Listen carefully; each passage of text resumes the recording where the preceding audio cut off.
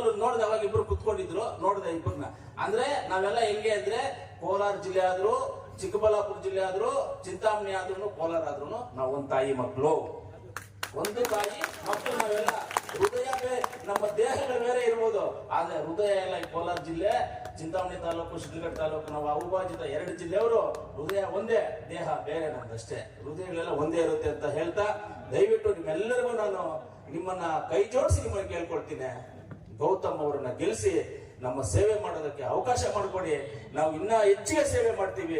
ಅದರಲ್ಲಿ ಎಲ್ಲ ನಮ್ಮ ಜಿಲ್ಲೆಯ ಶಾಸಕರು, ಎಲ್ಲ ಶಾಸಕರು, ಇವತ್ತು ರಮೇಶ್ ಕುಮಾರ್ ಅವರು ಆಗ್ಬೋದು, ಎಸ್.ಎನ್. ನಾರಾಯಣ ಸ್ವಾಮಿ ಆಗ್ಬೋದು, ನಂಜೇಗೌಡರು ಆಗ್ಬೋದು, ಸುಧಾಕರನ್ ಅವ್ರು ಆಗ್ಬೋದು, ಇಲ್ಲಿ ನಮ್ಮ ರಾಜಗೌಡರು ಪುಟ್ಟು ಆಂಜನಪ್ಪನ ಆಗ್ಬೋದು, ಆ ಕಡೆ ಕೆಜೆಎಫ್ ನ ನಮ್ಮ ರೂಪಮ್ಮ ಆಗ್ಬೋದು, ಎಲ್ಲರೂ ಇವತ್ತು ಅವ್ರವ್ರ ಕೆಲಸದಲ್ಲಿ ಬಿಗಿಯಾಗಿ ನಾವು ಏನೇ ಮಾಡಿ ನಾವು ಗೆಲ್ಸ್ತೀವಿ, ಬಿಡುವಂತ ಪ್ರಶ್ನೆನೇ ಇಲ್ಲ. ಎಷ್ಟು ಸ್ವಾತಂತ್ರ್ಯ ಬಂದಾಗಿಂದ ಕಾಂಗ್ರೆಸ್ ಪಾರ್ಟಿ ಗೆಲ್ತಾ ಇರುವಂತ ಕ್ಷೇತ್ರ ಇದು ಅಂತ ಇವತ್ತೆಲ್ಲರೂ ಧೈರ್ಯವಾಗಿದ್ದಾರೆ. ಆದ್ರಿಂದ ಆ ಧೈರ್ಯ ಯಾವುದೇ ನಿಮ್ದೇ, ಆ ಧೈರ್ಯ ನೀವು ಕೊಟ್ಟಿರುವಂತ ಧೈರ್ಯನೇ ಅದು. ಆದ್ರಿಂದ ಇವತ್ತು ನಾವೆಲ್ಲರಿಗೂ ಬಂದಿದ್ದೀವಿ ಅಂತ ಹೇಳ್ತಾ